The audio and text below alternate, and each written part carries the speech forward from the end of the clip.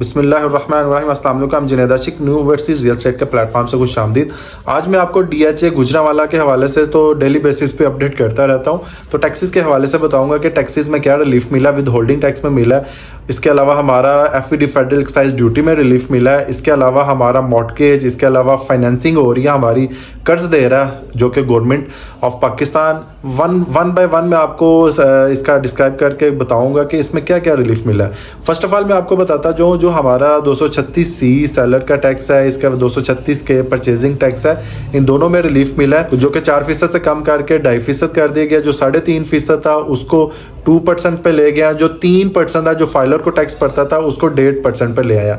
इसका 236C हमारा एक सेक्शन लगता है, वो एक सेलिंग टैक्स था। इसका 236K जो परचेजिंग टैक्स है जो को बाइंग पे लगता था वो भी 1.5% तक करने की तजवीज़ दी गई है। इसके बाद हमारी फेडरल एक्साइज ड्यूटी अप्लाई होती है तो वो बिल्कुल ही ख़त्म कर दी गई है। फेडरल एक्साइज ड्यूटी को 7% जो कि नॉन फाइलर को अप्लाई होती थी, जो कि लेट फाइलर को 5% अप्लाई होती थी, 3% जो कि फाइलर को अप्लाई होती थी, सभी इन्होंने अबॉलिश कर दिया, बिल्कुल ख़त्म कर दिया। ये अप्लाई नहीं हुआ करेगी। इसके अलावा मैं आपको बताता जाऊँ फाइनेंसिंग, जो कि आपको पता है government of Pakistan maximum each year 52 billion rupees invest करेगा इसमें कंस्ट्रक्शन फील्ड में। तो इसमें जो भी कम लागत वाले घर आएंगे इनको बहुत ही अच्छा समझ लो कि गुड पैकेज देगा। तो ये पर ईयर जब गवर्नमेंट ऑफ पाकिस्तान कर्ज देगा तो जाहिर सी बात है लोगों के पास प्लॉट होंगे तो उस पर कंस्ट्रक्शन करेंगे। इस वजह से जो हमारे प्लॉट्स का काम है वो अच्छा खासा इसमें इंक्रीजमेंट आएगी।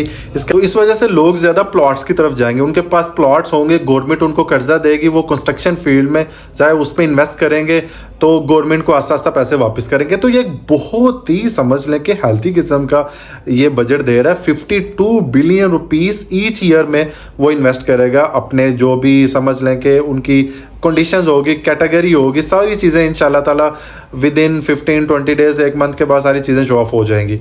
तो इसमें प्रॉपर्टी पे क्या इम्पैक्ट पड़ेगा? प्रॉपर्टी पे इम्पैक्ट पड़ेगा, ओब्वियसली इम्पैक्ट पड़ेगा। रीज़न ये है कि जो भी हमारा परचेजर आता है, बाइंग करने के लिए आता है, उसको 236K जो कि 3% पड़ता था 1.5% पड़ेगा। उसको फेडरल एक्साइज ड्यूटी 3% पड़ी थी, वो बिल्कुल ख़त्म हो चुकी है। तो टैक्सी समझ लें कि आपको जहाँ पे 2 लाख रुपए पड़ता है वो उसमें 70-80,000 का डिफरेंस आएगा, 1,20,000 पड़ेगा। जो अगर आप फाइल परचेज करें, अगर आप प्लॉट परचेज करें, दोनों में ही सच। अभी हम DHS की प्रॉपर्टी का ओवरऑल अंदाजा लगा लें। एक 7E का इम्पैक्ट देखने को मिल रहा है, काफ़ी ज़्यादा मैसेजेस आ रहे हैं। 7E का क्या बना है? 7E की कोर्ट के थ्रू ये भी समझ लें कि अबॉलिश्ड हो जाएगी। कोर्ट में इस पर कोई केस वगैरह चलेगा तो ये भी 7E को भी ख़त्म कर दिया। हाँ, जो हमारी स्टैम्प ड्यूटी है बिल्कुल भी समझ लें कि यहाँ पे पंजाब में बिल्कुल एक्टिवेट है। स्टैम्प ड्यूटी जो कि इस्लामाबाद में आपको पता है बिल्कुल 4% अप्लाई होती थी, उसको 1% कर दिया गया। तो काफ़ी ज़्यादा टैक्सेस में देखें रिलीफ मिलने को आ रहा है। तो DHS की प्रॉपर्टी के हवाले से बताता जाऊँ, हमारी DHA कोटा की प्रॉपर्टी ओब्वियसली अब ऊपर जाएगी। कल देखना 4-5 लाख का डिफरेंस आ जाएगा। फेज़ 10 की फाइल्स में फ़र्क पड़ेगा, फेज़ 9 की फाइल्स के DHA गुजरांवाला की फाइल्स में फ़र्क पड़ेगा। बहावलपुर और मुल्तान की फाइल्स का इतना आइडिया नहीं है, लेकिन इन सेक्टर्स में अच्छा खासा डिफरेंस देखने को मिलेगा। तो ये मैं शॉर्ट सी वीडियो बनाने का पर्पज़ ये था कि मुझे मैसेजेस आ रहे हैं उसमें क्या क्या रिलीफ है, क्या क्या बेनिफिट्स हैं, क्या क्या चीज़ें हैं। इसमें इंशाल्लाह आपके लिए मैं ब्रीफली वीडियो इसके लिए बनाऊंगा। तो मिलते हैं नेक्स्ट वीडियो के साथ। अपना बहुत सारा ख्याल रखिएगा। अल्लाह निगहबान।